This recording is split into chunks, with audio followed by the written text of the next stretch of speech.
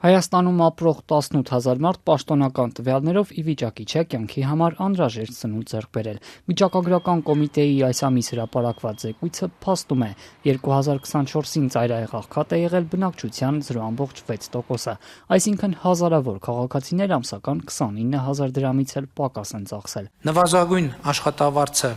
սահմանել 85,000 դրամ, վերացնել ծայրահեղ աղքատությունը։ Սրանք կարծում եմ բավականին լավ թիրախներ են եւ մեզանից լրջագույն ջանքեր են պահանջվելու այս թիրախները պատշաճ ջևով կյանքի կոչելու համար։ Առնվազն մինչ 2024 թվականը գործադիրին չի հաջողվել կյանքի կոչել հնգամյա ծրագրի գլխավոր նպատակներից մեկը՝ ծայրահեղ աղքատության չեզոքացումը։ Թե ինչ պատկեր կունենա 2025-ը, պարզ կլինի հաջորդ տարի։ 2024-ի թվերն այժմ հնարավոր չէ համադրել նախորդ տարիների տվյալների հետ։ Վիճակագրական կոմիտեն հայտնում է, որ հաշվարկի հիմքն է փոխվել։ Ճշգրտված տվյալները կհրապարակվեն ավելի ուշ։ Սա, սակայն, աշխատանքի եւ սոցիալական հարցերի նախարար Արսեն Թորոսյանին չի խանգարել Facebook-յան գրառմամբ ռեկորդների մասին հայտարարել։ Այն, որ իրենց թիմը խոստացել էր ծայրահեղ աղքատությունն ընդհանրապես վերացնել, Թորոսյանը չի հիշատակել։ Սա անցած շաբաթ չվրիպեց ընդդիմադիր Հայաստան խմբակցության պատգամավոր Թադևոս Ավետիսյանի ուշադրությունից։ Պարոն Թորոսյանը իրեն հատուկ ձևով շտապել է իր Facebook-յան էջում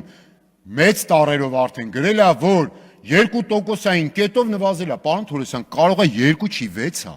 Ինչ եք շտապում, հլա ամփեր եք, կարող է 16 է, կարող է աղքատությունը վերացել է, ինչ եք շտապում, ինչի եք ոչ համադրելի ցուցանիշներ իրար համադրում, ժողովրդին ձեր սիրած մանիպուլյացիայի ենթարկում։ Ի տարբերություն կառավարության իր գործընկերոջ ֆինանսների նախարար Վահե Հովհաննիսյանի խոսքերը լիովին այլ դրամաբանություն ունեին։ Թեև մենք անշեղորեն բարելավում ենք մեր ցուցանիշները, Հայաստանի Հանրապետությունում աղքատության մակարդակը եւ գործազրկությունը շարունակում են բարձր մնալ։ Եթե գործազրկությունը կարողանայինք նվազեցնել 6,3%-ային կետով, այն նվազեցնելու միջազգայինորեն ընդունված 6% մակարդակին, դա կհանգեցներ ոչ միայն 85,000 մարդու աղքատության հաղթահարման, այլ նաև հնայի 4% աճի իր բոլոր հարակից էֆեկտներով։ Դրա համար ենք անընդհատ կրկնում, որ աղքատության հաղթահարման միակ ճանապարհը աշխատանքն է,